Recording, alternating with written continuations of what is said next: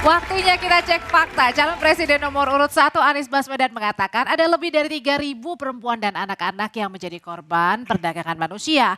Menurut Anies, dalam beberapa tahun belakangan, sektor pertahanan Indonesia menghadapi tantangan yang tidak kecil, termasuk tindak pidana perdagangan orang (TPPO).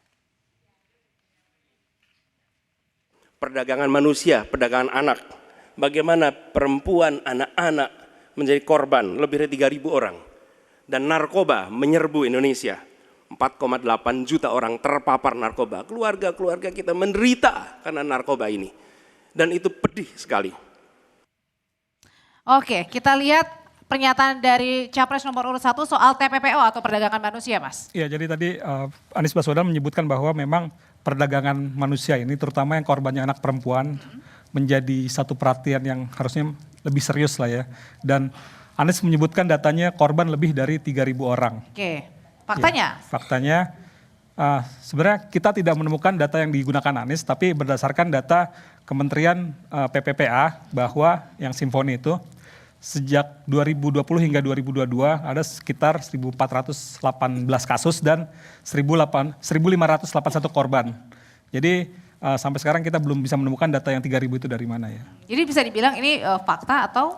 Ya, mungkin Anies Baswedan punya data yang lain, cuma data yang kita temukan seperti ini. Oh oke, ini masalah tadi soal nominal ya, bukan nominal ya, tapi atau angkanya ya. Iya, iya. Oke, selanjutnya kita juga akan lihat lagi cek fakta dari calon presiden nomor urut 2 Prabowo Subianto yang mengatakan dalam sebuah negara harus memiliki kekuatan militer yang kuat.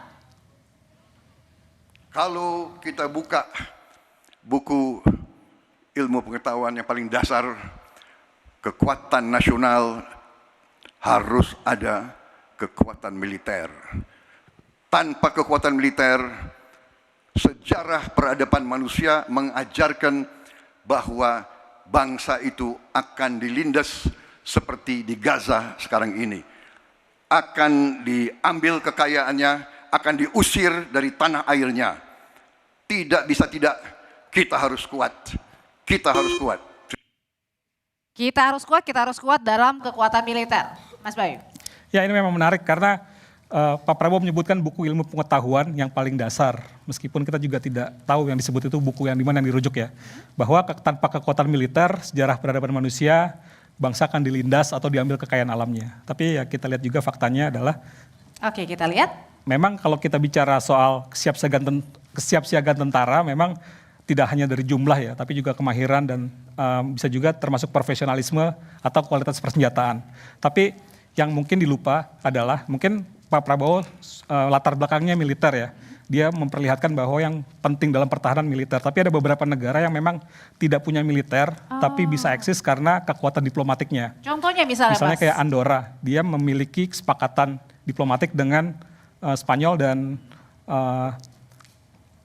Italia kalau nggak salah. Jadi dengan Spanyol dan Prancis. Jadi Andorra memiliki kesepakatan kalau Andorra diserang, dua negara itu yang akan membantu. Atau Islandia punya kesepakatan diplomatik dengan Amerika.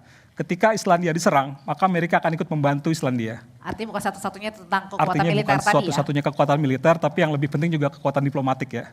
Oke, berikutnya kita juga akan cek fakta dari calon presiden nomor urut 3 Ganjar Pranowo yang menyebut dia pernah melakukan pertemuan dengan istri Jenderal Hugeng Ima Santoso. Nah, dalam pertemuan itu kepada Ganjar, Mary menyinggung mengenai polisi yang mengayomi dan hidup dengan sederhana.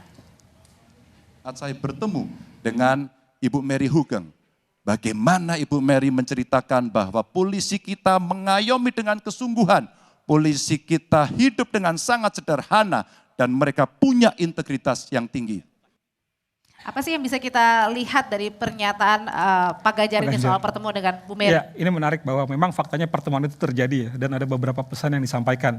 Cuma yang Pak Ganjar belum sampaikan adalah dalam konteks kapan pernyataan Ibu Mary itu disampaikan tentang polisi yang mengayomi hidup sederhana. Kalau kita bicara Hugeng memang sebagai sosok yang sederhana ya, polisi yang sederhana, kita tahu itu ya.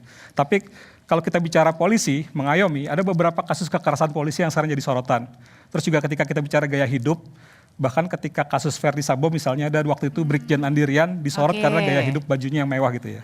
Padahal juga Kapolri di zaman Tito Karnavian pernah mengeluarkan perkap khusus untuk melarang anggota Polri bergaya hidup mewah.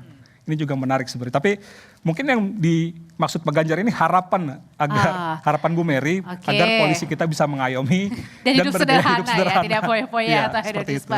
Terima kasih Mas Bayu, kita sudah ulas beberapa cek fakta dari pernyataan masing-masing capres nomor urut 1 Anies Baswedan, Prabowo Subianto nomor urut 2 dan juga 3 Ganjar Pranowo. Terima kasih Mas Bayu. Ya, saya selalu kapan-kapan kita jumpa lagi untuk cek-cek fakta ya. Terima kasih Audrey. Tetaplah bersama kami saudara karena rekan saya Liviana Charlesa akan kembali untuk Anda. Livi.